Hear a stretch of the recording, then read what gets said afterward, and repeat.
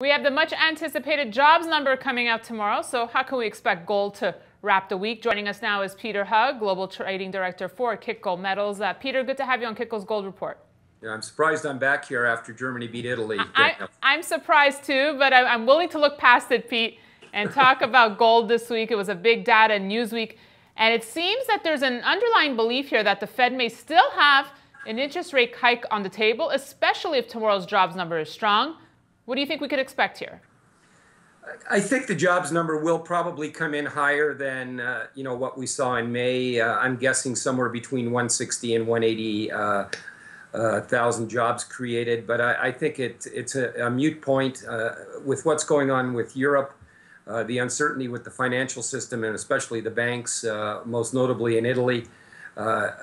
I can't believe the Fed would even consider verbalizing the prospect of raising rates, at least through the summer, and until we have a new prime minister in the UK and we see some semblance of clarity coming out of what the EU is going to look like going forward. I just see the Fed on hold. Okay, well, and how does this play out for gold? In your morning commentary, you noted that gold at 1376 is a critical area. Does a break above this level make 1400 plausible? 1400 or higher?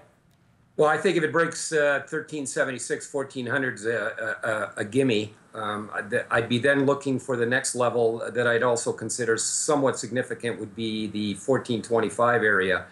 1376, if you go back to charts of 2014, and when the gold market was dropping, it dropped all the way down to $1,200 in the early part of 2014 and then rallied back up to a March high of 1376 before it started its downtrend to the 1050 level we saw late last year. So I consider it a fairly significant level to get through. Once it gets through 1376, and if it can get through 1425, there's really a pretty clear sailing all the way up to 1500. 1376, though, I would think is a line in the sand that needs to be overcome. And the market needs a little bit of fresh news. We've had the Brexit. The market is somewhat stabilized. The stock market has been back and forth. So there's really no new news out in the market to sort of generate that excitement to break it up through 1376. So I think people started taking profits. And we got out when that target was reached the other day. And I'm not bearish the market, but I certainly think a correction is in play, and possibly, a 1338 support line could be tested in the near term. Pete, what a week for silver as well. The metal rallying slightly over $21 on Tuesday. Some now talking $25, $26 level by year end. What are your thoughts here? Not that aggressive. Obviously, if gold gets through 1425, all bets are off, and silver at $25 is certainly within reach. I want to discount that last sort of 80-cent move on silver when it went to 21.25 on the Monday. That was an extremely thin market. There is resistance in silver at the 2025 level, and it worked its way back down, has been trading around that level over the past 2 days, and this morning succumbed to some selling pressure. And, silver was down almost 75 cents at the low at 1950.